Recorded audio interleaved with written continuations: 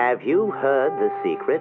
Miami's luxury resort is now open. The Emerald, your own private resort island. Exquisite food from our world-famous chef. Luxurious rooms with the best amenities. See for yourself and explore Florida's best island getaway.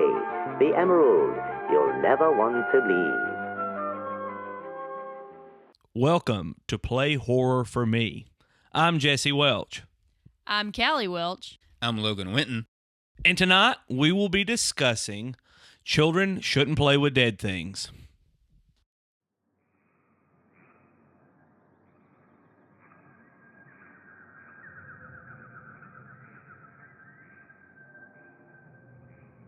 Children Shouldn't Play with Dead Things, 1972, directed by Bob Clark.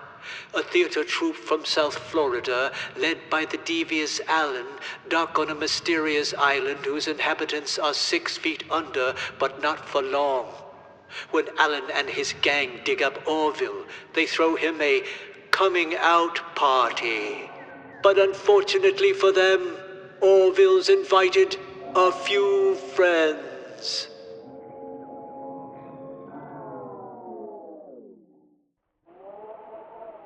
Welcome back to your nightly program. Looks like we have another terrifying show served up for you. Don't you feel that horrible chill in the air, tingling up your spine?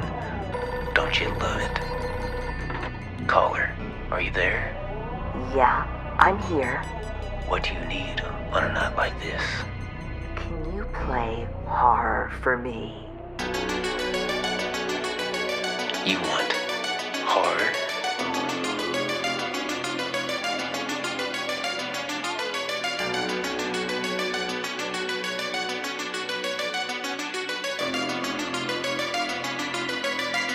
Play horror for me.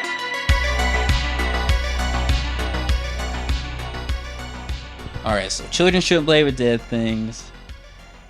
Y'all watched it for the first time last weekend? Yep. 2 weekends ago. Yeah. 2 weekends Yep. ago. And y'all liked it, right? We liked it. Had some time to marinate, which is good, I think. You know, sometimes you kind of have a gut feeling, and then it's good to have a little more time to kind of ponder, think, let it, sink in a little bit. So I think I was not necessarily on the fence, but after watching it, I think I was a little more kind of I'm not sure how I feel about it, So it's been good to have some time to think on it, but I think it's fun. I enjoyed it. Yeah, and I was pretty well sold out as soon as we finished watching it. So, and I mean, I feel like I'm a harsh critic, so, I feel like it was pretty good if I thought it was pretty good. So you can kind of take that for whatever it's worth. But no, I feel like the more I've thought about it since we've watched it, the more I like it. And I just feel like it's got a lot of different pieces and elements that just make it really unique, which is what I really like. I think it's hard to remember, too, it wasn't really that long ago. I mean, 52 years ago or, something like that. In the grand scheme of things, not really that long ago, but, it's easy to take for granted that you're like, for us growing up, we've had, all our lives we've been familiar with what a zombie is. But, this was a pretty new concept at this time. I mean, you'd had Night of the Living Dead come out a few years before, but, this was all kind of brand new. So, you take for granted, especially the makeup and some of that kind of stuff, and you just think, if you kind of take that lens off and you look at it for what it was at that time, it's really a big deal. It's just such a good, creepy movie. Just that low budget quality and just good independent cinema. Just the creepy atmosphere is just scary. It's just very dark and macabre. Just has that amazing 70s flair and the setting and everything. It's just absolutely perfect. One of my favorite movies of all time, and a movie that I grew up with and stuff. And if you're into like just creepy atmospheric horror movies, perfect for late night viewing, especially like at midnight or something. If you're kind of tired or something like that, it'd be kind of perfect to play. I feel like I almost forget where they're at. Like, we know that they're not really that far away from stuff. Like, you see the city lights and everything when they first get there. You see all that, but then you kind of get transported somewhere else. And to me, it almost feels like to us, like Jesse said, zombies are not this foreign idea. It's like you say zombie and everybody knows what you're talking about. But at that point in time, this was like kind of crazy. But, you know, now I think like whenever they first start walking in, you almost feel like you're there with them. Like you're going through some kind of haunted maze, you're going through some kind of haunted trail, and you're like sold out on it.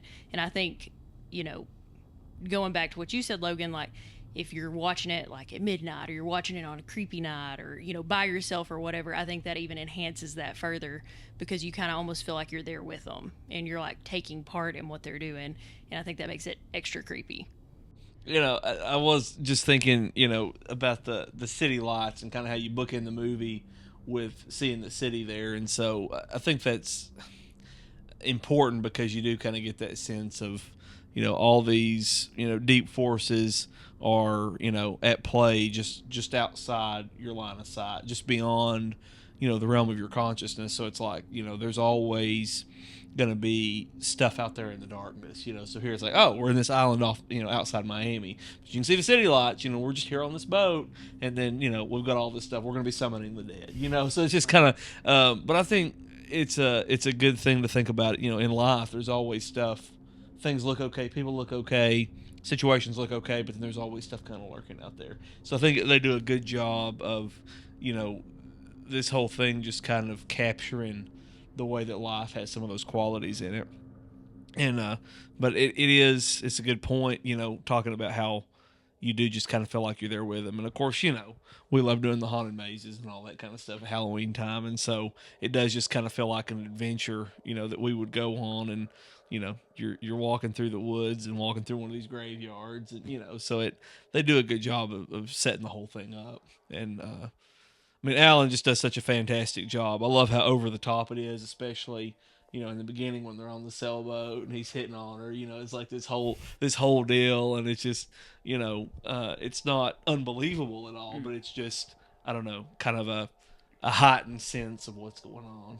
Yeah, he's pretty much like a kind of like a Harvey Weinstein kind of a guy. You know, it's just like, hey, if you want this part, and you know, people just dealing with his debauchery and his, you know, shitty attitude and stuff like that, but it's like, I really want to be an actor, you know, I gotta do this, so I'm just gonna kind of, like, they're kind of making their deal with the devil in a way, kind of getting selling their dignity just so they can be actors, but they're having to work with this guy that's clearly like a big asshole and stuff, even before all this, before, you know, worshiping Satan and everything, so... And I think it's just a testament to what people will put up with, you know, and what people will go along with. You know, this kind of idea of the group think and everything like that, you know, that people will just kind of be like, oh, it's all right. You know, I mean, and how unwilling people are, even if maybe they have their own personal doubts about whatever's going on, you know, what a threshold that is for people to be willing to speak up and say, you know what, I'm not cool with this, you know. And so that can be of anything. It's like, you know, Alan's hitting on dude's girlfriend. Is it Jeff? Yeah, Alan. I mean, not Alan. Yeah, Paul. Yeah, Paul's girlfriend. Paul's girlfriend. Terry. Yeah, thank you. So yeah, hitting on Paul's girlfriend, and Paul's just kind of like, you know, it's like, you know, and I mean, obviously, there's a certain amount of joking that goes on among friends, but then that doesn't really seem like that's what this is, you know. So it's not even like that. Alan's told them that they're going to make a big budget movie, you know. It's not even to that level. It's just kind of like, this is some kind of an acting troupe, you know, we don't have all the details, and yet they're still afraid, you know, he can say, well, you know, I'll fire you. And it's like, and that's enough to shut him up. It's like, just like, all right, we can dig up a body and play with it and stuff. Okay. Yeah, well, and they just, like, you can tell they all think he's ridiculous the entire time, but like you said, they just go along with it. It's like, well, okay, I guess we can do that. And it's like, but you can tell none of them have any respect for him at all. They think he's a Looney Tune, and then it's just kind of like, okay, we'll go over it. Let's carry this trunk and all this stuff. This will be fine. But I don't know. But yeah, I think it is just a true representation of how people are. Because he's an artist, so, you know, he's a little eccentric, so right. We get to deal with it. It's part of his charm, though, you know. Yeah, it's just kind of like, no big deal.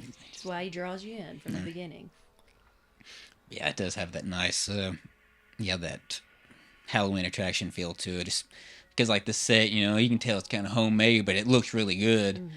You can tell they put a lot of effort into it, but, you know, doesn't look totally real, so it has that kind of helps to give it that more surreal vibe to it, and especially with the makeup and stuff, because I think they mainly use like toilet paper and some stuff like that just for the prosthetics, and like paper towels and like eggshells slap on their face.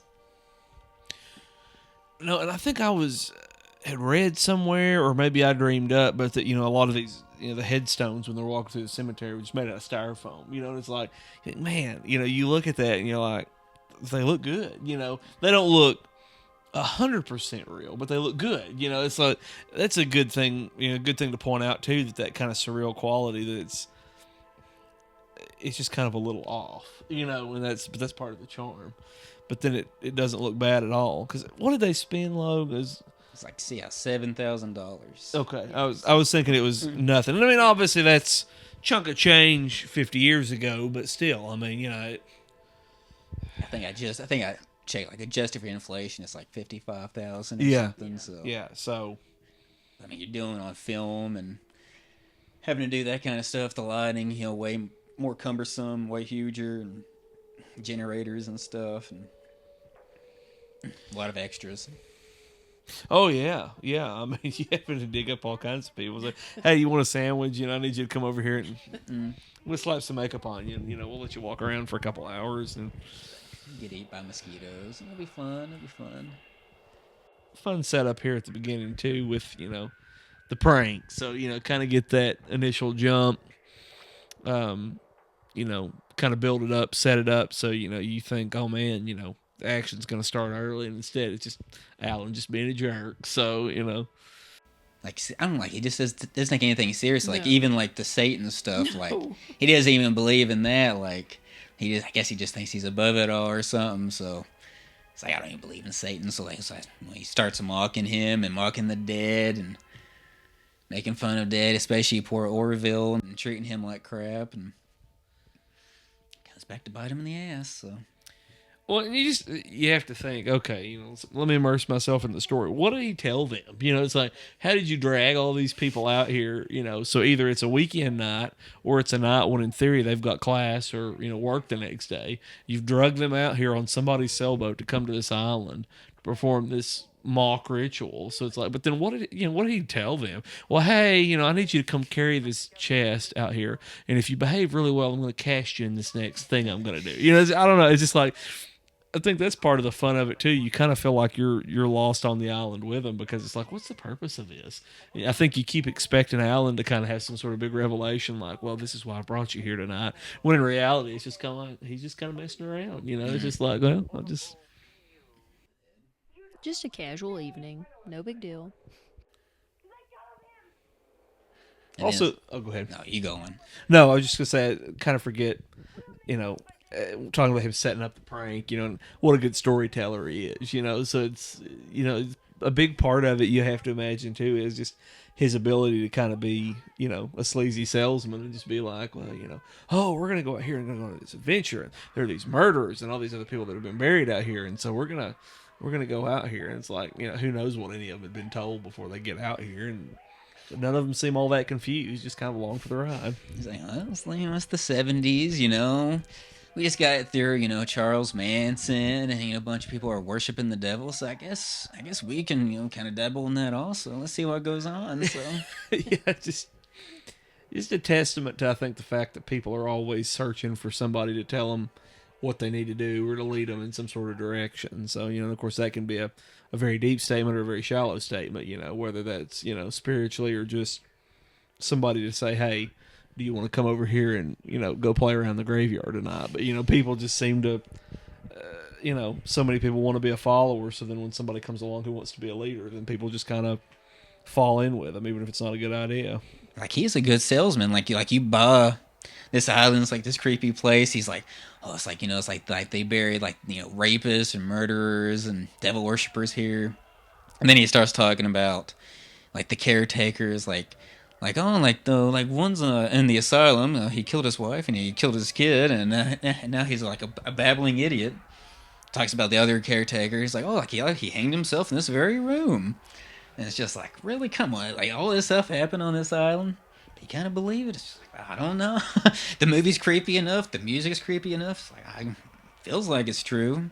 Right. And I think that's part of like, how you get kind of drawn into the island, and then he's drawing them in with these stories, but then he's also drawing us as the viewers in, because you're like, what? How did all this happen? What's going to happen? But they're just kind of like, oh yeah, I don't want to know any more about that. Don't tell me more about that. But then continue to like go in the house and continue just to be here. But yeah, it's just everybody gets kind of drawn in all together at the same time, which I think makes it feel more real almost. And you can like relate it to, okay, well, this time that I was outside and it was dark and I didn't know it was in the dark, or, you go to a creepy spot or a creepy cemetery or something like that at night. And I think you can kind of connect that to real events that you've been involved in. And, obviously not to this same caliber, but just kind of that creepy feeling that, you get when you're somewhere in the dark. And it's like, do we want to rate their outfits? Like, which ones do we like the 100%. most? Yeah, I mean, the fashion, we cannot not talk about the fashion. It's perfect 70s attire. And even among 70s attire, I feel like this is even like Flamboyant. above and beyond. Yeah, it's like, we watched a lot of 70s movies, Yeah, this is horror genre and just generically. And this one by far takes the cake. For best dressed, best outfits, whatever. Even like the boring ones, like Terry's, like her yellow. It's like it still pops, especially with her boyfriend's, like the green with the amazing necklace that he has. Got the good choker necklace with the beads, The pea color. Yeah. I saw a sweater about like that, popped up on Facebook the other day for a clothing company that I've bought some stuff from before, and it's like, oh, we're bringing back the 50s sweater. So then you think about it that way, and you're like, wait a minute. So he's wearing this in the 70s, but we're calling it a 50s style, so it was probably out of style even when this movie came out. So, but of course she's kind of got the same thing going on. But I guess since he's trying to be like Marlon Brando, he might be trying to do more of like a 50s well, I hadn't thought about thing. that. That's true. So that could be part of the whole deal. I think for me personally, I don't know if we're going to go through and rate each person, but the belle of the ball for this whole thing to me is Alan's pants. It's just I don't, 100%. and the matching ascot. or semi-matching. Closely enough. followed by the orange satin shirt. Or silk, or I guess silk would be the better way to say it. Silky. Yeah, I feel like his pants are hard to top. Like, they're not just striped, they're like contoured and striped. It's a very unique pair of pants. You can't go wrong with a pair of bell bottoms. That's a better time. bottom line. It was a better time. And then is it Anya? Anya, yes. Her little, outfit is also fun. Yeah. Got the good stripes, and you got like the hippie kind of gypsy looking Cher chick. Yeah. I really think that was a Wow. miss. It's like they should have had her sing a song in this or something, because just at a close glance, you're like, oh, Cher's in this movie. Who knew? They paid some money. She looks just like her. She Definitely does. going for it. Yeah. The whole gypsy attire, like the dark hair, it's all there. And then Jeffrey's his Valentine's Day shirt with all the hearts and stuff. It's definitely probably the second best outfit. Oh, yes. Yeah, because you just can't go wrong. I couldn't remember if it was hearts, because it kind of looks like hearts one time you look at it, and then the next time it looks like flamingos. It's just, either way, it's fabulous. Could be. I don't know. It's a good time. And I like it because it doesn't match his pants at all. Oh, no. That's really maybe the best part, is that it doesn't match. And he seems like the type of guy that, could probably get like a bunch of ladies just with his personality and making them laugh and stuff. So I feel like he would have a shirt kind of like that and not really care about his outfit or try to be kind of funny. So I know I told y'all, but yeah, he is the Santa Claus in A Christmas Story. So. Which is the best. And, I do remember you saying that, but I had forgotten. So. You'll shoot your eye out, kid. Merry Christmas. Ho, ho, ho.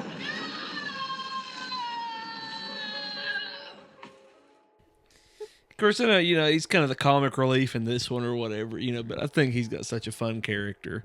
And, the shirt just kind of goes with the whole persona. And then, you can't overlook his striped pants either. You know, it's Yeah. easy to kind of get lost with Alan's, but you know, Strap pants were in. Who knew? I guess you're right. I guess it is Hearts. Yeah. Bunch of weird stuff. Yeah. It was the 70s. I mean, you know, He's the extreme hairy back. You know, it's just how it Yeah, goes. you know, It's big sideburns. if you balding drop on top. acid, then they're flamingos. You know, it's just multi-purpose. That's kind of one thing I do like about this movie is that, you know, like none of them are doing drugs, even though like pretty much all of them, like a lot of, like, especially the drive-in movies at that time, it's like all the characters are doing weed at least or LSD or something. Especially them, you'd think they'd be doing something, especially going to an island. It's like, Right. hey, I got the bag of this or whatever, but they're not.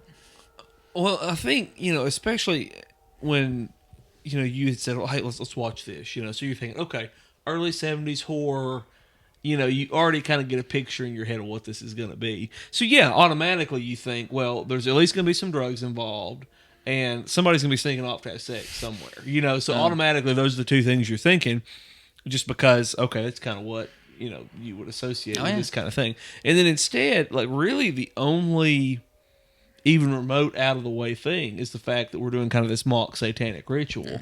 But that's kind of the only piece that's, I don't know, somewhat out there, I guess, or scandalous, you know, remotely. But I think that is part of the fun of it, because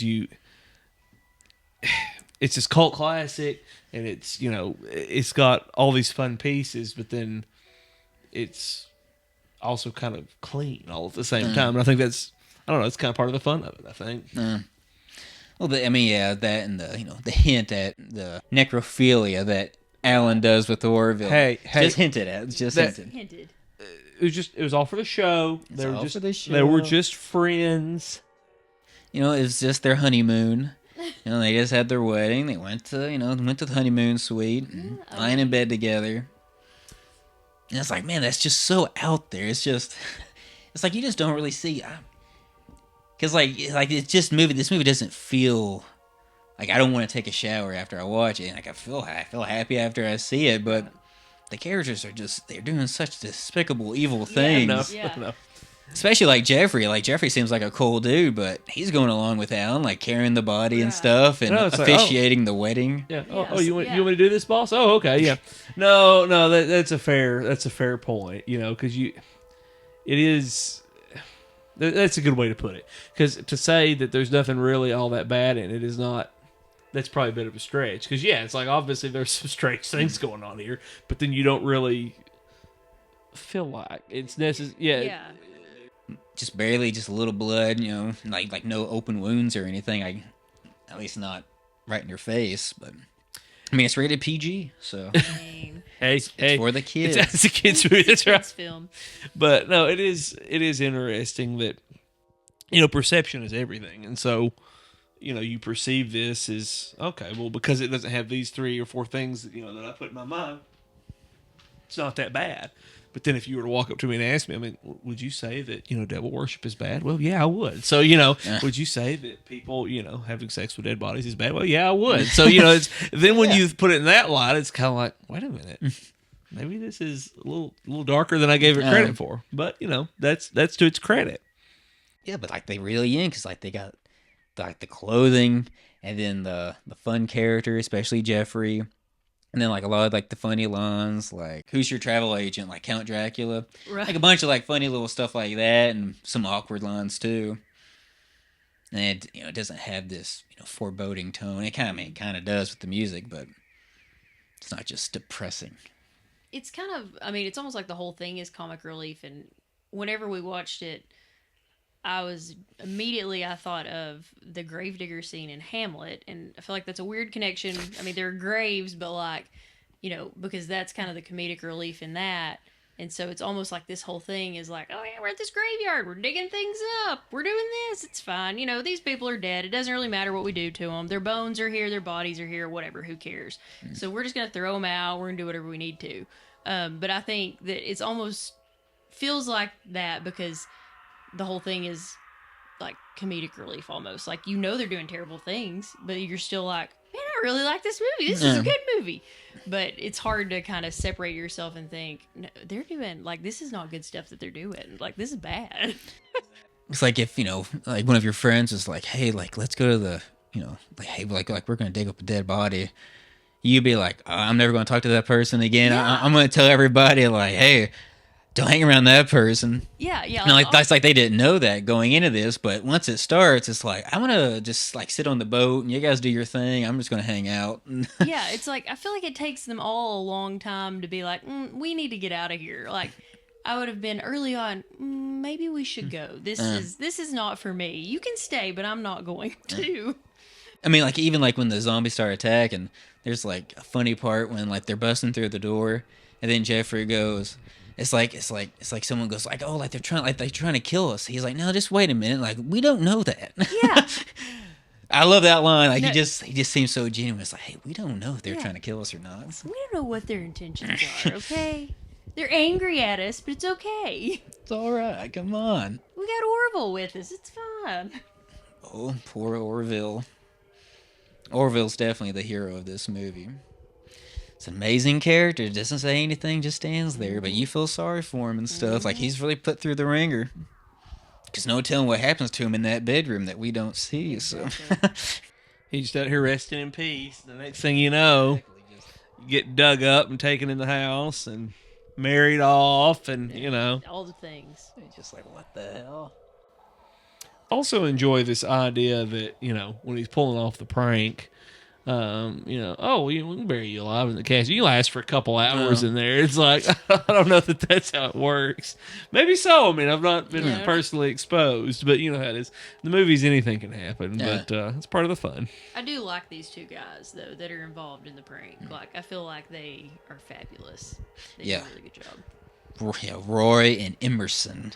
Yeah, Roy is like the one that makes it back to the house. Yeah, they're just amazing. So No, because it's like this extra comic relief too. You've kind of already got what Jeff's doing, but then you've got them providing a little bit extra, so you get built up, people lurking in the shadows, and it's like, oh, Alan being a jerk. All right, well, get built up, and then you come back down, and then get the ultimate ending with the zombies that come out of the ground. Yeah, it's like, even like you were saying, like, even if they could probably last an hour or two in a coffin, but it's like, yeah, it's like would you be like, we can bury me for like an hour for a prank, for a gag? I'll take your word for it. You think I can last a couple hours? Oh yeah, I mean, it sounds no big deal. I'll trust you. It's just exactly like what we've talked about with all the rest of them. Who is the craziest here for going along with this? I mean, it's like, you don't expect Anya to be, she seems to be totally sold out to what's going on here. So you don't expect her to, say, I'm not on board with this. But, it's just interesting the amount of people who are heavily invested. Most of all, the guy who you said, I'm going to bury you. You'll be fine. So, I mean, we have to appreciate Anya's character because, I mean, she's the best. Yeah, she is. Like, I don't know. She didn't get enough for what she did in this movie because it was fabulous. But, like, you can see from the beginning she's crazy, but then she just kind of delves further into that. And I love, like, the progression that she's just the whole time, like, all about it. Like, big-eyed, just got that crazy look in her eye. She's like, every single frame that she's in, like the wide shot, if she's deep in the background, like, she's fully committing to, she's totally in the performance. Yes. And it's funny, like, watching her, like, in other movies or her in interviews, like, she seems like just a sweet lady. Yeah. Like, she's just perfectly normal, like a human being. And then you see this, like, just completely insane. And like, I can't really tell, it's like, if her and Alan are together in this movie. It's like they're married in real life, but it's like there's, like, some hints that they might be together. Right. Like, some people might look to Anya to try to get to Alan, be like, hey, try to get him out of this. Right. I don't really know if they're actually a couple in the movie or not.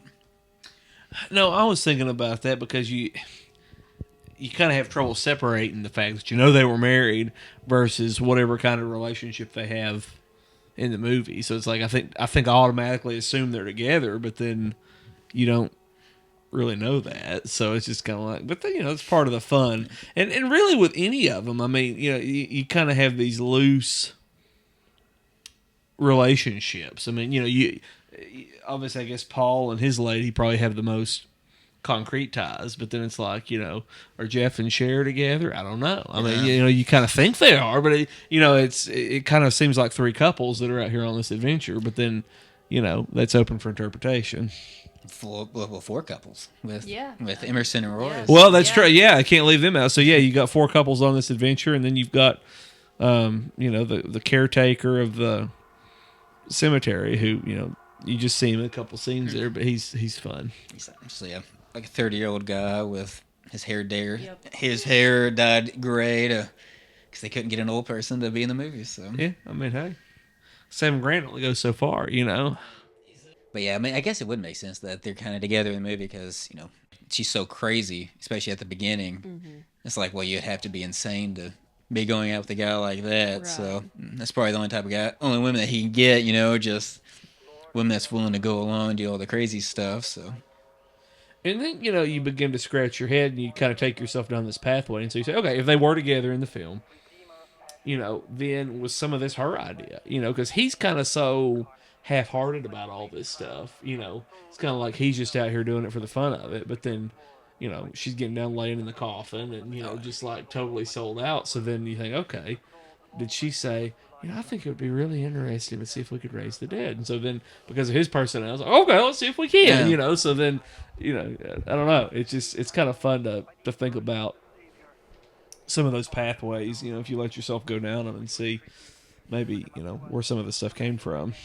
Because she does talk about, the ghosts and stuff. Like, wouldn't it be awesome to hang out with a ghost? Yeah. And talks about the dead and talks about Orville and stuff.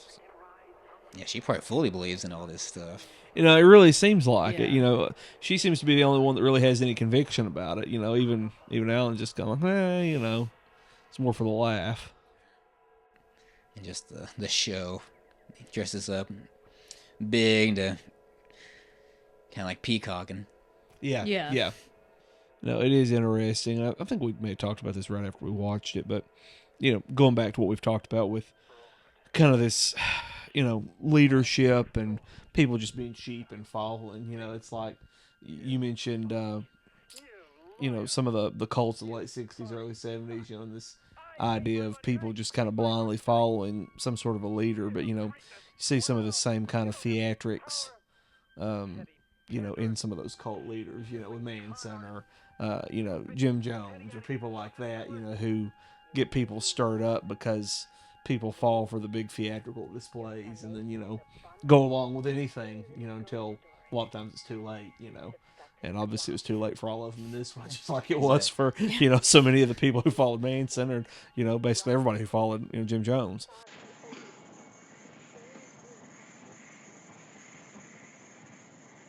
It's party time. It's the shank of the evening. My friend Orville and I are having cocktails in 10 minutes at my island cottage. Strictly informal. Wait a minute. You can't do that. Oh, but I can. It's Orville's coming out party. He's been away for a long time. Orville's in the underground, I'm sure he has many interesting things to tell us. Orville. Bless his heart. Poor old Orville. He probably, I'm sure he didn't get enough money for his role in this because he's the star of the show. He is. And Lo, didn't you say he was in Porky's, one of the Porkies as well? The guy who played. I don't know if he was. Like, I know there's like a guy in like Porky's too. I think his name was also Seth. Like, his name, this like the guy who played Orville is like Seth, like some weird last name I can't pronounce, but he might have been playing a high schooler in Porky's too, maybe. Okay. So.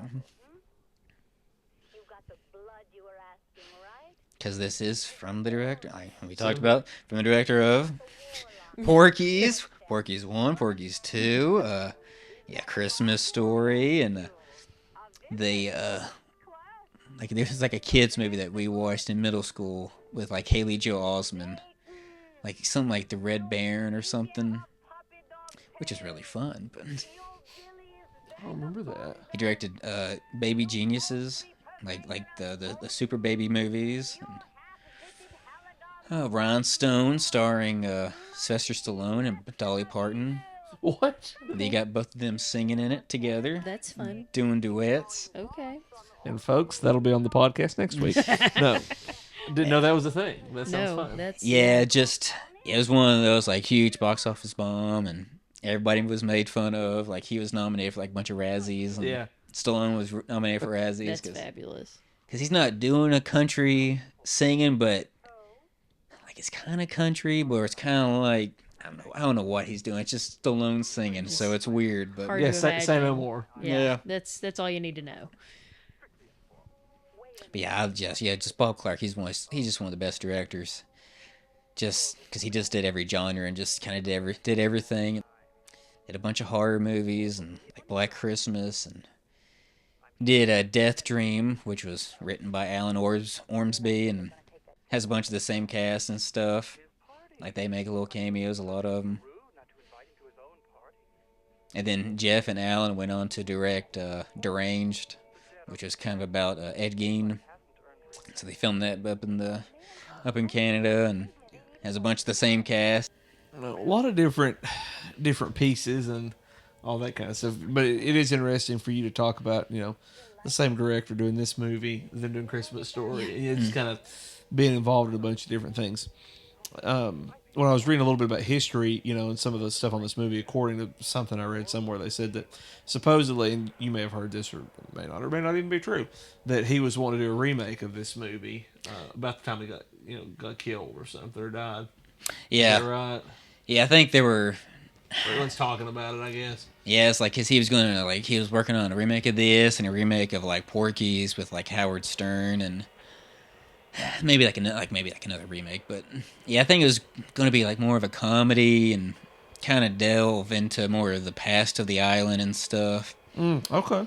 And I think like Adam Beach, he was like in Windtalkers. If y'all ever saw that with Nicolas Cage. I know Cage is in it. I've not seen it. He's kind of like a famous like Native American actor, and I think he was supposed to be in it. But yeah, I think it's supposed to be like more of a comedy, and like I think there was gonna be like they were gonna have like cell phones and maybe like dancing zombies or something. Ooh, sounds fun. And I was like that could be fun, but and that could be also terrible. I don't know. Yeah. You've already got perfection here. Don't mess with it. Exactly. Could go either way. Especially if it is going to have like the quality of the Baby Geniuses movies, like those sequels, like extremely low budget, shot in 7 days. Like if it's going to be like that with dancing zombies, like please don't do it. It's going to be terrible. Yeah. So. It could be okay, but it could be real bad. And I think even like 2 or 3 years ago, they announced they were going to do a remake. Oh, really? Like another remake, yeah. And it was kind of like, they did like a little mock trailer, had like cell phone in it and stuff. It's just like, is that the only thing you guys can think of? It's just like, hey, let's just redo it, but it's gonna have cell phones. Yeah, like why? You could do a whole lot without doing that. Yeah.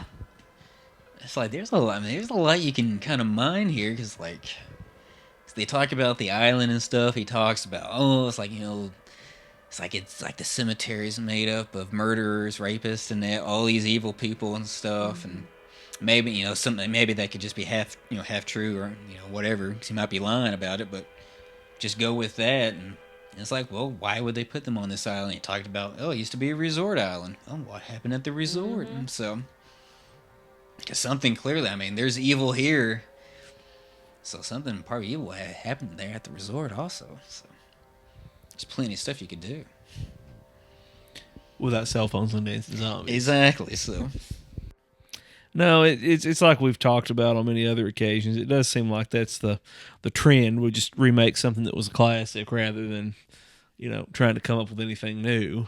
And hey, sometimes a remake's okay if you do it right, but that's so infrequently done. Normally it's just kind of a money grab, cheap ripoff, and never lives up to the original. But man, I think it's just one of the best performances. It's one of my favorites. No, he does such a good job because it's precisely, to me, how it should be. It's like you're supposed to kind of look at this guy and be like, this is gaudy. This is terrible. But, it's not that the performance is terrible, but just that's the character. You know, you just kind of come across people sometimes like they're just kind of tacky, you know, and it's like that's how he plays it, and I think that's how you're supposed to feel about it. So, sure. you know, to me, he does a fantastic job. Does he still do any movies or anything, or is he pretty well retired? Yeah, but I think he's just retired. I mean, he just kind of posts, pictures of him and his wife, maybe on trips or something, or he posts a lot of art on Facebook and might talk about movies every now and then. But yeah, I mean, I don't think it's like he did. He directed part of a movie called Popcorn, like in late '80s or early '90s, and then I think he was like 2 or 3 weeks into it, and then he was fired. And Bob Clark was the producer, and like Bob didn't want him fired, but the other producers did. So it's like Bob had to get rid of him, or they would just pull funding. And then when they fired him, then their relationship, I don't think they ever really talked after that. And they, they were friends, early '70s or late '60s, all the way up until then. And freaking the movie business just ruined that relationship. Yeah. Look at that. It's amazing. Orville, great acting. Just gotta stand still. Well, no, it's like I think I kind of forget that he was, it the whole time. Like it wasn't kind of like, oh, we had somebody else to be able to play him. I mean, he does a great job for a corpse. Having the stiff, motion and everything like that, not flopping around. It's like you truly believe it's a corpse, So, Well, just like whenever they stand him up next to the tombstone, I remember thinking like, "Wow, that's impressive." Like I've never thought about how hard it would be to play a corpse, but he does a fantastic job. So, I mean, that would get tedious. Like your back's hurting, Yeah. leg, your knees are locked, your eyes ain't twitching. yeah, Got to breathe softly, Kenton. very shallow breath. no deep breath. Yeah. Music.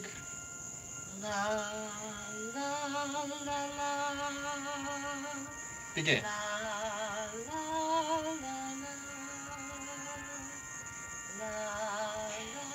Dearly beloved, we are gathered here today to join together this man and this body in holy, well, not so holy, but it's okay, wedlock, more or less. Please repeat after me. I, Alan, take this body. I, Alan, take this body. Yeah, welcome to it. You deserve everything you're getting. To love, honor, and cherish, in sickness and in health, for richer or for poorer, till death do you part. And you better hurry, believe you me. And Orville, you go along with all of this? Well, then, by the power invested in me, by Ready Kilowatt, I now pronounce you man and whatever he is.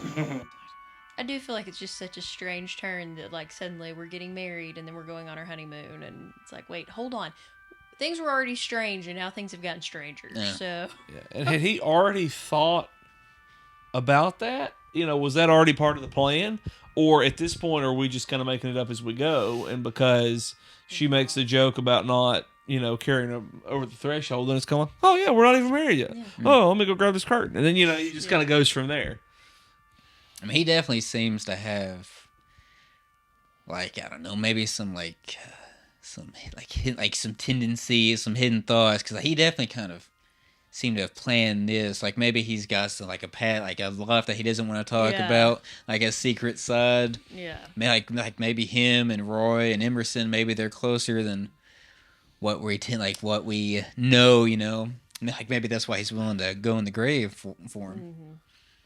Well, that's a valid thought. Hadn't considered that, but then, once again, all of his, ensemble there with him, he's just going, oh yeah, this is normal, But it's like, do they feel that way because they know more about him than we do, or are they just going to go along with it no matter what? But then, yeah, there is kind of this underlying current, and especially for the time, here again. 50 years ago, but we do take a lot for granted. That it's like, although it was much more common for people, gay people to be out at that time than it would have been, in the 40s. I mean, still wouldn't be like today, know. So a lot of kind of hidden lifestyles and stuff like that. So that, especially if you're trying to make like a movie that's going to make a lot of money, especially in the horror, scene. Yeah. No, it's like would have been definitely kept under the rug. Yeah. Well, I mean, even it's crazy to me when you get to reading about some of this stuff. That even though AIDS was becoming more of a thing, and it was still really not talked about till mid '80s. I guess when you had some high profile people like Freddie Mercury and Rock Hudson, and people like that. Really big pop stars, and to me that's just a testament to how closeted some of these people were, and then like you said, especially how that could have ruined your career trying to make a big movie or whatever. So it's definitely interesting to think about. What's the matter, big fella? Cat dower got your tongue? What a bunch of stiffs, eh, Orv? Well, that's all right. Just keep a stiff upper lip. Keep a stiff upper lip.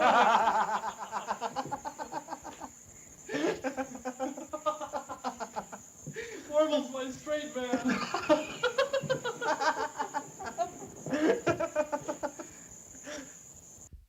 Just like you go on. Sorry. Oh no, I was just saying it's nice that you got all this furniture left behind, from the poor guy that hung himself. What did you start to say? I'm just thinking just imagine this like happening in real life. Just like you're just like with a dead body in a room on a couch, and you're just sitting next to it, and it's just like, my God, this is how disturbing. Yeah, and we're all just, let me say again, we're just all hanging out. It's like, oh yeah, this is normal Saturday night. Just of course, like so many great horror films. It begins with, some sort of limited mobility. So, it's like, you're on this island. Is it even really an island? Well, who knows? Is there a bridge on the other side that takes you somewhere? Or is it, not even fully surrounded by water? But, you're led to believe, as the cast members are, that it's like, oh, we're on an island. So I'm sure at this point, even if you were against what's going on, you think, well, I'm on Alan's boat. How am I going to get out of here? I don't want to swim back to Miami. So, well, we'll just kind of ride this out and see what happens. Oh, wait, we've dug up a dead body. Oh, wait, he's burying the dead body. It's just like things keep escalating. But, what kind of position would any of them been in to leave? But obviously, if it gets that bad, you should say, okay, I'm going to go do whatever it takes to get out of here. Yeah. Now you're in it too deep, and it's just like, well, all right. I'm just going to go for it. Yeah. I'm just going to hang out in here with the dead body with everyone else. It's fine. Everything's fine. Exactly. Anya's doing fun. She's doing great. I think it also adds to the effect that, she's so painfully thin, so it's like she kind of looks sickly already, and then, her facial expressions she does such a good job. Totally sold out too. As soon as we decide we're marrying Orville, start talking to him and everything else. I mean, you don't really believe he's sold out, but then it's just kind of like, we go along with it. Well, and then it's kind of like, well, this is disgusting. All of this is disgusting. And then she like backpedals, like, oh, I didn't mean to hurt your feelings. I didn't mean, it's like, no, just if someone said, hey, I'm going to go do this thing with this dead body, like, I feel like it would be a normal reaction to be like, no, I'm never talking to you again. So it's like, it's just like, is this guy just control at the entire like Miami acting scene? So like he has like connections to all the theaters or something. Yeah. Or maybe it's the only theater in town. Maybe that's it. Because that's almost the level of control he has. Cumberland County Playhouse. Yeah. Like their version of it. It's like, we talked about this a little bit, but like, I would love to see this done like on stage. I think it would be the best because I feel like the way it's written, it already, is kind of big like that. Like the acting is kind of over the top in a way that I feel like would be really good in some kind of stage play or something like that. Oh yeah. Maybe like the whole first act or something could be like outside. And then it's like, maybe like the zombies rise and we see that and then we go into the house. Yeah. Because like you could probably do like the wedding scene outside. Yeah. And then you go inside and people take their seats. Then you can cut to like him in the bedroom talking to Orville. Have like a creepy one-on-one scene. Yeah. And then you can have like the zombies like walk through the aisles. Kind of like around the audience or something. And they started like, and then like they might like put like furniture like on the steps leading up to the stage, and and the zombies kind of just hover around like in the aisles around the audience the entire time. It could be amazing. Yeah, so, I would go ahead and buy my ticket now. I'm like, it'd be fun. It'd be fun. Just call a theater house and pitch them in this idea. So, well, especially after the the one we went to last year, Halloween time, it was outside. It's like, those woods are perfect. All you got to do is get a couple graves out there, and you're set, and then do all the other stuff inside, like I said. But you really just got to have a couple sets. I mean, it'd be very, very easy and feasible to do. I mean, like you'd want it to look, cheap and low budget just to keep with the movie and stuff. So, because I know they did that with like Evil Dead, like a few years ago. Like some guy like had the Evil Dead, like theater show like here in Tennessee. He might still be doing it. Oh, really? And like people in the front rows would have like tarps or like plastic or towels or something, because like they would be like, hey, like wear clothes that you don't mind getting dirty because he's gonna shoot blood at you and stuff. Awesome. What? We'll have to see if that's still a thing. I know. I should have went. Yeah, I think it was like, especially in college. I know they was doing it then, but I think a few years after that. But that's cool. But it's like, this would be a fun theater play. Oh yeah. Yeah, because like you were saying, like, can you just get a bunch of actors just because like they're all just larger than life kind of characters, and you kind of just let them run with it and be like, all right, you just take it and go and embellish how much you need and wear as bright clothing as possible. Like, go to Goodwill or eBay, then buy some crazy clothing, and we'll be fine. Can't forget about a nice curtain for Orville. No, for his veil. At the Magic Video Playhouse, see the horrifying stage adaptation of the horror hit Children Shouldn't Play with Dead Things.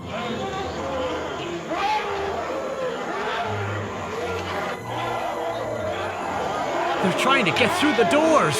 The interactive event of the year starts this October. We begin in the cemetery surrounding the grounds. Learn about the demented history that the Magic Video Theatre was built on. We watch our characters make the ultimate mistake of underestimating the dead, causing the graveyard to come alive.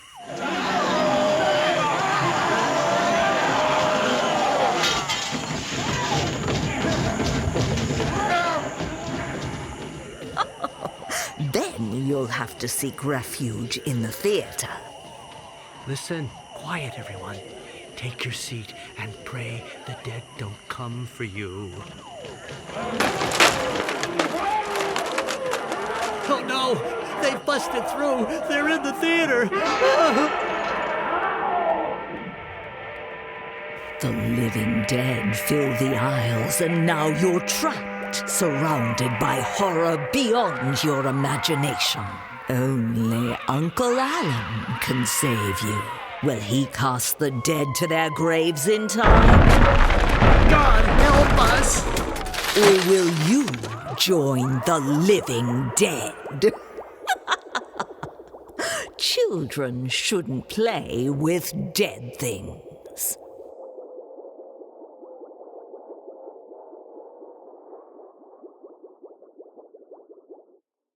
Yeah, it's like whenever I watched this movie when I was a kid, it's like the ending and stuff, like when they, like all the zombies get on the boat and like they start going off. And I was like, oh yeah, there's a sequel and I can't wait to see it. And I always looked for it and like went in my books and tried to find the children should play with dead things too. Never existed, and it always sucked because that'd be a fun little story. A bunch of zombies in Miami in the 70s. Yes. I think that's a fun ending.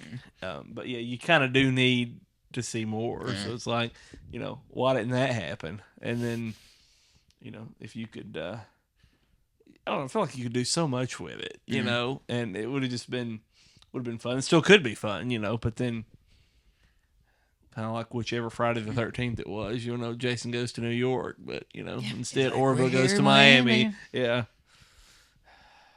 Yeah, he's like, you could have it take place during like the 72 Dolphins or something. So I was like, maybe the Super Bowl. Not during the perfect season, zombies attack her. Dr. Shula's just standing out there trying to figure out what happened.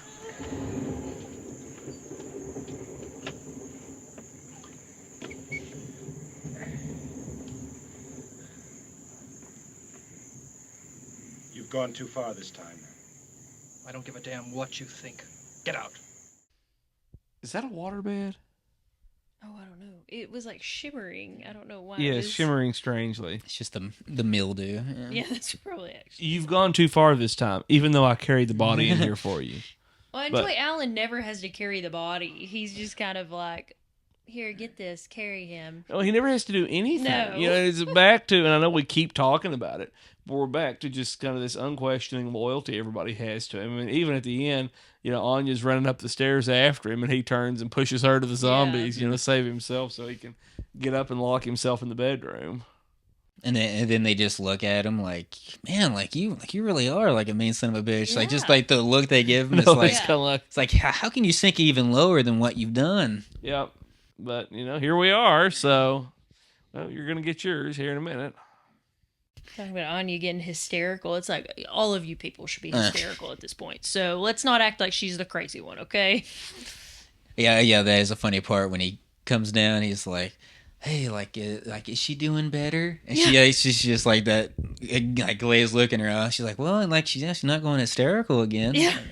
Oh, that's good. Oh, it's fine. And that poor, like the poor caretaker. Because like in the beginning, like when he gets attacked, like in the credits, like the guy, like Roy, his hands covered in blood. So I guess like he just broke, the caretaker's nose or something. Yeah. Then when we see him later, he's fine, but it's like, man, it's like they did like kidnapping, like they did a bunch of crimes just there. No. And he probably wouldn't say anything. Like if he got out of this, he'd be like, "Oh, just a bunch of kids, just acting up." These kids come out here from time to time.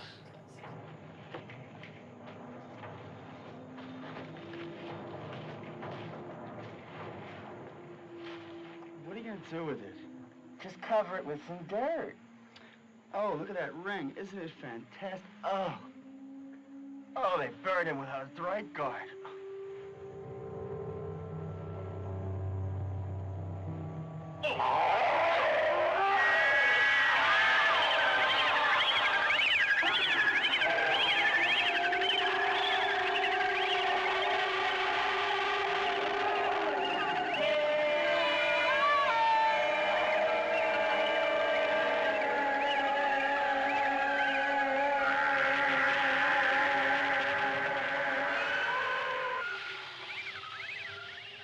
Bunch of good creepy zombies. Like that one, that main one is like, his name's like Wins. He looks like he probably died like 80 years ago, but he's still able to move around and stuff. And then like probably the best zombie is the bride. I call her the bride. Yeah. Like her, the one that she attacks everybody. She eats Paul. She eats Val. Maybe one or two others, but she just has a good crazy look in her eye. A good, like probably one of the best hippies they found to play the zombies. So I think her character is like Abigail. And I know we talked about it earlier, but just the prosthetics and the makeup, I mean, just, even just for its time. But I mean, even today, it's just like so impressive without all the CGI stuff that what they were able to pull off, and without a lot of money. I just think the scene of them all popping out of the ground is the best. Because it's super creepy, but then it's real. Like, it looks real. Like, they're kind of having trouble getting out of the ground. They're really coming out of the ground. Yeah. And then you see, like, all the prosthetics and everything else, and it's like, this is cool. Creepy, but cool. Real dirt, real tree trunks, and... Because, I mean, I can't really think of another... I mean, there's not that many rising from the grave sequences in movies. Which is kind of weird, but there's like so many zombie movies, and there's not that many I can remember. This is probably one of the first ones and stuff. And like you look at Night of the Living Dead, like not many of the zombies had prosthetics or makeup. They kind of just looked like normal humans, Might have had a few like blood drips or something on them, but It's more the behavior than the Yeah. look, Yeah. you know. And I think it's just so interesting that the ground doesn't look disturbed. Yeah. So not only did they do a good job of making the zombies look good, but then, you know, when they come up out of the ground, you really believe they're coming out of the Yeah. ground. You know, which I know is what you said, or, you know, especially I like it when they come out from under the stump. So Yeah. it's like, oh, you've been here so long that a tree has grown, but it doesn't look like that we just placed that there and then you're popping out from under it. It's like, no, it really looks like you're coming out of the ground. eat the poor caretaker just sitting there, just Tied up, can't even run. I know. Alan, Alan's gone. May I help you? you never give up, do you? I've only just begun. We're leaving. Oh, that's interesting. How are you going? We're taking your boat. Huh. Claiming the victory, eh? That's right. Are you going to finance your victory celebration with your unemployment checks? It won't work, Alan. This time you lose. Orville still loves me. Like even that shot, like right there, just the way it shot, like Alan like right behind him, and then Orville with his head down and stuff. It's like, hey, they might be doing something, you know, or like trying to give you that signal, whatever. Like the subtext of it. No, it's like we were talking about, you know, in a different conversation earlier, that it's like, you know, typically you want to know what's going on. You don't want to feel like anything's been hidden from you.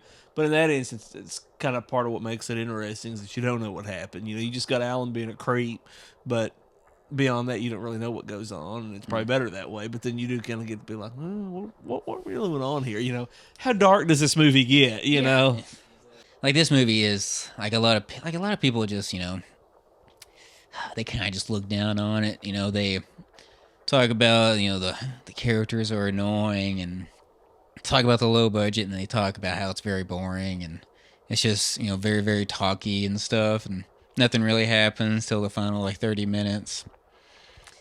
It's just like, man, I just don't know. It's like, I mean, like if you're not like into it, if you're not like vibing with the characters, vibing with this world, like yeah, you'll probably be bored with it, but man, it's just, I think the characters are just so interesting and the world's just so interesting.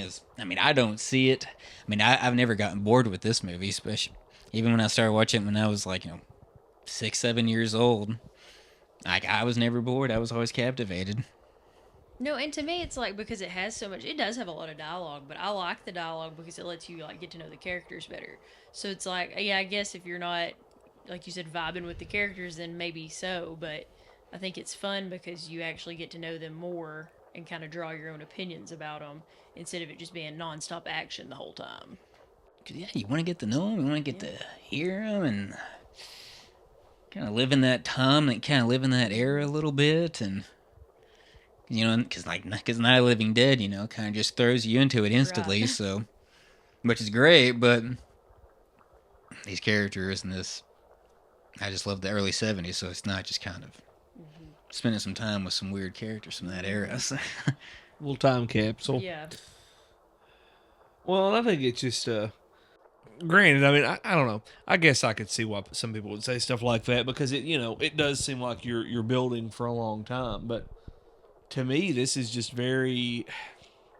I don't feel like it's different from a lot of other great horror movies where it's just like you just have a lot of building. Yeah. Where you're just kind of like, you know, something's going to happen, but you're not really sure what. So, you know, you're just kind of waiting on it. And, you know, every moment that you have to wait a little bit longer just adds to the effect. Yeah. So it's like you said, you do get to kind of know the characters. You do get to feel like you're part of the time period and feel like you're living in the 70s for a few minutes. And then, you know, and then the action happens at the end. But I think sometimes, too, a lot of films, you know, make the mistake of having so much action, especially if it's like in a kind of a final kill scene, but then it lasts for forever. You know, then it's kind of like it loses some of its credibility because you're thinking, you know, something would have happened sooner than that. Either, you know, the zombies could have killed them sooner or they could have gotten away sooner. But, you know, you're not just going to have this ongoing conflict for a long time. So this way you get to know the characters and then they do what they can, but fairly quick, you know, that they're not able to get away.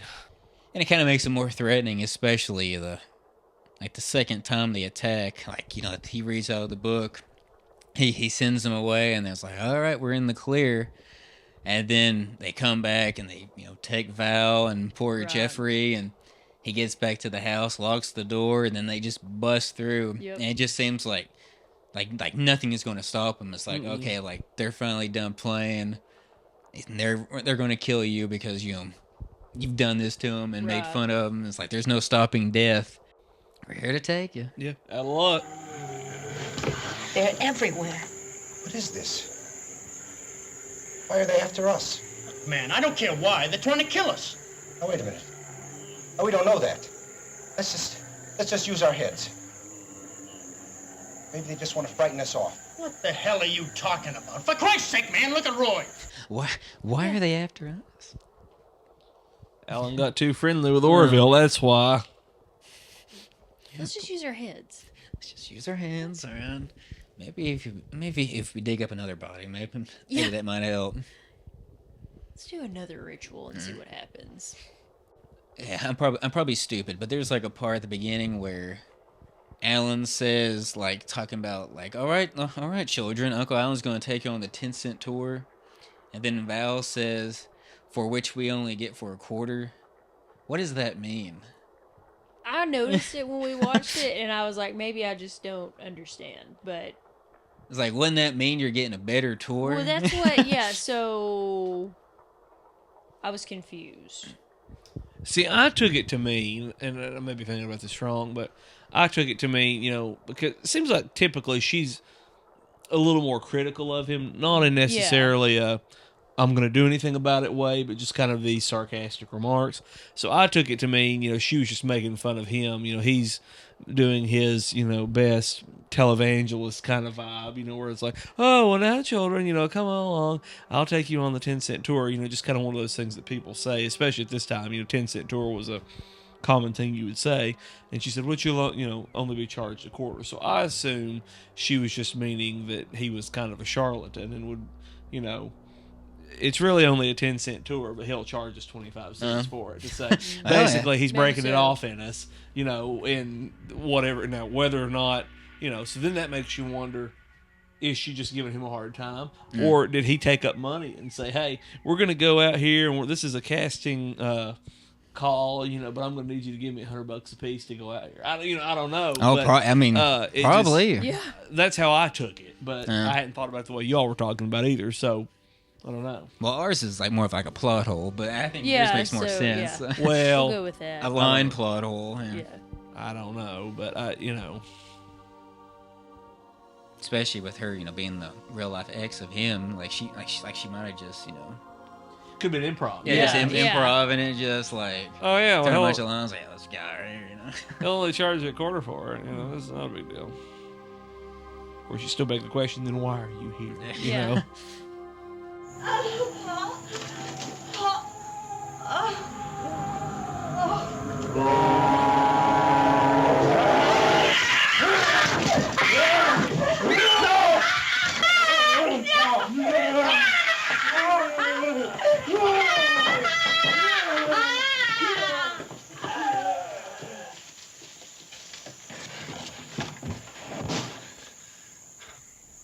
Number one rule: if there are zombies outside, open the window and turn your back to it. They won't get Make you. sure you leave that door open. Or Mr. Wins will get you. Wins. Like if you're paying attention, like he does like cop a feel on her, like when he grabs her and stuff. Well, I thought that's how it looked. Yeah, it's but like then it was like maybe I'm just kind of imagining things. it's like you can kind of get away with it. It's like, oh, act. I can't really see, and just Yeah. grabbing, but it's like In the you know what moment. you're grabbing for. Yeah, Just a zombie. In the moment. You know where the stomach is. Did you get confused? Just happened so fast. It happens so fast. Yeah, it's like I think this movie, I forget how much they said it made, but like it might have made like, I'm sure it probably made a couple $100,000, like maybe like 50, 60,000 back in those days, just at drive-ins, especially Big money, yeah. in the South and stuff. Probably played on late night television, probably a lot. How would that work? If you put out something like this at that time, then would you take it around and try to get drive-ins to show it, and then work out some sort of deal with them to say, hey, you give us a cut of the box office or something, or did they work with a distributor, or do you know? Yeah, I mean, I'm sure. Yeah, I mean, it probably was the distributor, and the distributor probably did what you were talking about. Kind of went out, yeah. That like, they might have had like a few prints or something, just because I mean that's how the original Halloween was. I think they only had like 200 prints or maybe 100, so they had to take it like each region of the country. So like maybe like some like California might have gotten it in October, but maybe like Florida didn't get it until like February or something. Oh, really? Wow. I didn't realize that. Because I think like Friday 13th was kind of like the first like independent like horror movie to get like a wide release, like over 1,000 prints, kind of like nationwide. And it made a bunch of money. So crazy to think about. Because like each print, probably I don't know how much each print costs, but I'm sure it costs a good penny. So oh no, I'm sure. So it's a calculated decision. Do we get 5 more? Do we get 10 more? Or do we call it right here? Yeah. You know what? How are we going to be able to make any money? And if you were like the last people to see it, like the last part of the country, then those reels have been run through a lot, and they're scratched to hell, and they're dirty and filthy. Yeah, just one of the best, classic, independent horror films, and one of them, kind of like cult drive-in classics. It's just so good, especially if you love Night of the Living Dead and Messiah of Evil and those kind of weird 70s movies. Just looking for a good vibe movie, this is it. Has to be dark outside, though. It has to be dark. Has to be late. Has to be good and creepy. Get some good Halloween costume ideas from the cast. It'll be fun. It's appropriate. Could be like tonight while we've been on the podcast. I think the ambulance came and picked up our neighbor across the street. So, it's just kind of got to be the whole vibe. Yeah. Like the whole neighborhood's falling apart. It's okay. Well, they had cops driving through last night. I think they put rumble strips down and caught somebody. Yeah. So we live in a nice area. It's a nice place. Oh no! Oh, Anya, no! And they're like, "Wait, what?" I mean, we're gonna go ahead and eat her, but I can't believe you did that. But thanks. Are you sure? I'm going back up here to my man husband. Hold on. But yeah, this ending is just, man, it's just one of the creepiest shots. Yes. And the anger, you see it. Because like it's handheld, the lighting, the makeup, and the look. It's just like, oh my god! And then it just ends with him just getting eaten. It's like, and they just get on the boat. It's the best. I think it is interesting too that it's like an embrace. You expect him to kind of like slash his throat or something, but then it's like an embrace that we kind of like gently take him to the ground. Just kind of some fun squeezing him to death. Choreography there, I guess. Yeah, it is different. Well, it was like when we watched it, I'm being cynical per the usual and like, oh, well, why didn't Orville come to life, And then Logan's sitting over there like, shut up, watch the movie. And then, you get to the ending and it's like, oh, I see. I thought they had forgotten about Orville, but, He had to wait for his time. It was his time. Just waiting for his opportunity. He knew what was going to happen. And yes, and zombies do know how to drive a boat and control it and stuff. And well, it was sweet of them to leave the lantern behind so they could kind of see how to get on. And get on the boat. Where's the sequel? We need the sequel. Yeah, children shouldn't kill living things. Children shouldn't. Dead people shouldn't play with children. Yeah, maybe that's it. I mean, Ooh, that could be fun. Dead things shouldn't kill children. Coming this fall. Yeah. There's like a daycare right on the bay, like right on the harbor or something. Maybe where all the rich, the downtown lawyers and stuff drop their kids off, and that'd be fun. Yeah, that would be kind of fun. Like if. Yeah, it could make it be about like the politicians, It's like since talking about like criminals and people, like maybe like a lot of the local politicians had something to do with the people being buried there. Maybe some of their enemies or something. Mm-hmm. Oh yeah, like political rivals. Yeah. And now they're going after their kids. And going after the kids. I like it. I think that's fabulous. I mean, it's like I always say, it's writes itself. I mean, it does. And the kids turn too, so now you got a bunch of little kids, zombies, and. Because I mean that's kind of stuff that they did in Porky's, talking about people in power, doing debauchery. Yep. And then they act all goody tissues and stuff. Yeah. Flip the script a little bit, yeah. All right, so Callie, so you would recommend Children Shouldn't Play with Dead Things? 100% recommend. Jesse? Absolutely. Would recommend. Children should not play with dead things. Should not play with dead things. In case you were wondering, kids, watch this movie. You'll find out. PG. It's PG. It's okay for the kids. Exactly. Logan watched it when he was 4. He's fine. I'm fine. We're doing good. It teaches you not to play with the arts, like the occult and stuff like that, and always be looking after that kind of thing. So, teach you some valuable lessons. So, yeah, it does. I mean, sets the right foundation. Exactly. Log, how about you? I mean, this is it's a masterpiece. I mean, I think it's one of the greatest, one of my favorite movies of all time. It's in my top 10. I just love it, and just the camera, just everything. Bob Clark's one of my favorite directors, and good creepy atmosphere. It's right up my alley. I just love that 70s vibe, and the music's amazing. Just makes you feel eerie and creepy. Creeped out. But yeah, everybody should see it. I mean, not everybody's going to like it. People are going to be bored. Some people are going to be bored with it. But as long as you're in the right state of mind, as long as you know what you're getting into, I feel like you'll enjoy it at least. So. Cultural experience. Yes. Exactly. Yes. So thanks for listening. So tune in next time. Tune in next time to Play Horror for Me.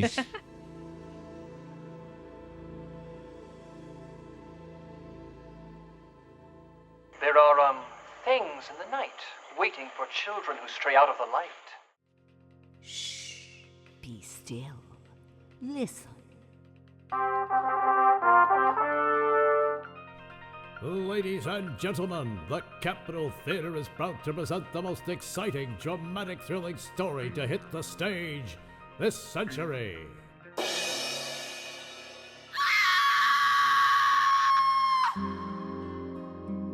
You are invited to the show of the year, The Last Masquerade.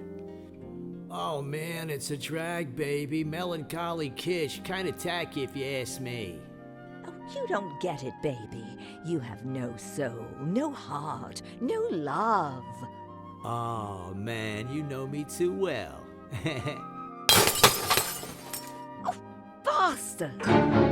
March 5th, Miami's most exciting director Alan R. Sherwood brings us his next sensation, a play critics are heralding as a masterpiece.